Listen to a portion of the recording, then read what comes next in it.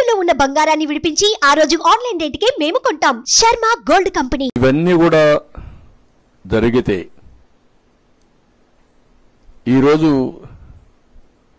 నేనై ఇనిషియేషన్ చేయలేదు, నేను ప్రక్షాళన చేయమన్నాను. ప్రక్షాళన చేస్తే ఎన్ని రావాలనో అన్ని విషయాలు బయటపడే పరిస్థితి వచ్చింది.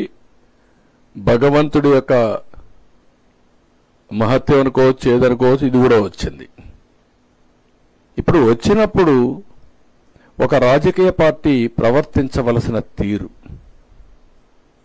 ఈరోజు ప్రపంచంలో ఉండే హిందూ మనోభావాలు దెబ్బతిన్నాయి. ఆ రిపోర్టు బయట రాకుండా దాచిపెడితే అక్కడ ఈఓ గాని మిగిలిన వాళ్ళు గాని రేపు ఎప్పుడన్నా బయట వస్తే మనోభావాలు ఏ విధంగా ఉంటాయి? ఆ రిపోర్ట్ వస్తే మీరు స్పందించి చేసిన తప్పుని క్షమాపణ కోరి, మీరు కనీసం బుద్ధి జ్ఞానం ఉంటే, మనోభావాలపైన గౌరవం ఉంటే, మీరు చేసినది తప్పు క్షమించరాని నేరం. ఇప్పుడే కాదు, చరిత్రలో ఎప్పుడూ క్షమించరాని నేరం ఇది. ఇది చరిత్రలో మిగిలిపోతుంది. తప్పుడు పని చేసినప్పుడు మీరు చాలాసార్లు చూసాం. పోలవరం రివర్స్ టెండరింగ్ అన్నారు. ఏమైంది? ఏం ఆదా చేశారు మీరు? మొత్తం ఈరోజు 6 ఏళ్లు వెనక్కెళ్లిపోయే పరిస్థితికి వచ్చింది. మళ్ళా ఎదురుదాడి చేస్తున్నారు.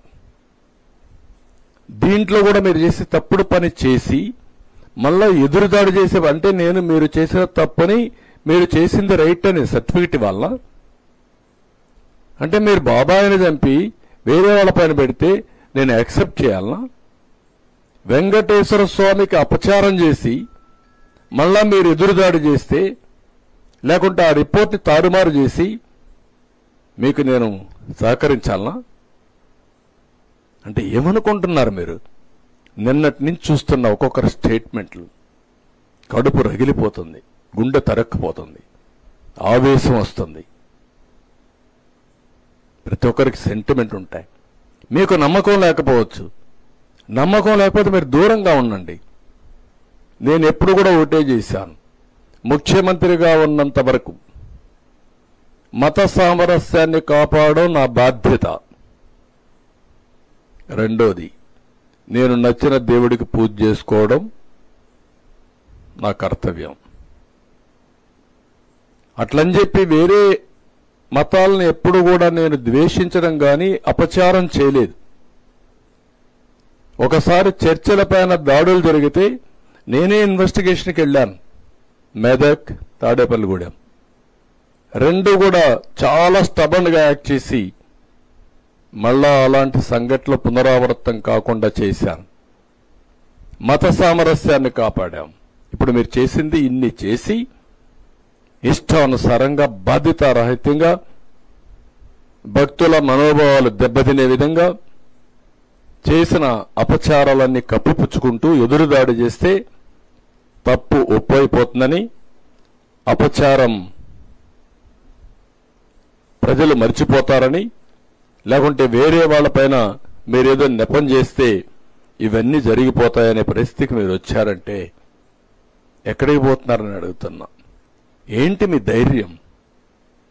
ఏమనుకుంటున్నారు మీరు? ఇంత అపచారం చేసిన తర్వాత కూడా ఇప్పటికి కూడా మీలో ఒక్క మాట రిపెంటెన్సీ రాలేదంటే మిమ్మల్ని ఏమనాలి?